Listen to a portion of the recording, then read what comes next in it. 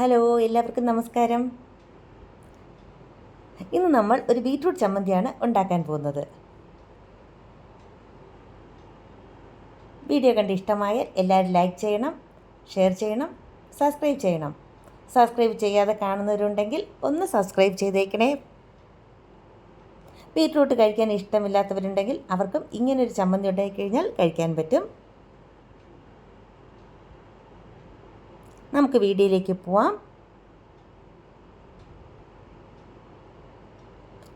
ഞാനിവിടെ ഒരു ബീറ്റ്റൂട്ടിൻ്റെ പകുതി എടുത്തിട്ടുണ്ട്. തൊലി കളഞ്ഞ് കഴുകി വൃത്തിയാക്കി എടുത്തിരിക്കുകയാണ്. ഇതൊന്ന് കുക്കറിലിട്ട് നമുക്ക് നന്നായിട്ടൊന്ന് വേവിച്ചെടുത്തിട്ട് വരാം. ഒരു 4-5 വിസിൽ കേൾക്കട്ടെ. ഇനി ഒരു മിക്സിയുടെ ജാർ എടുക്കാം. അതിലേക്ക് ഒരു തേങ്ങയുടെ പകുതി, ഇത്രയും ചെറുകിയതാണ്, അതിട്ട് കൊടുക്കാം.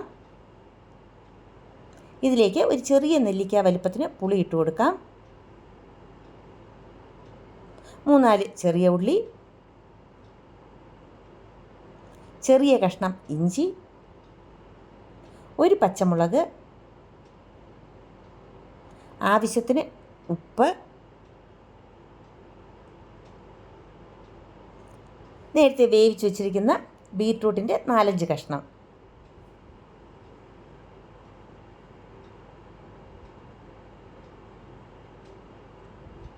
ഒരു ടീസ്പൂൺ മുളക് പൊടി,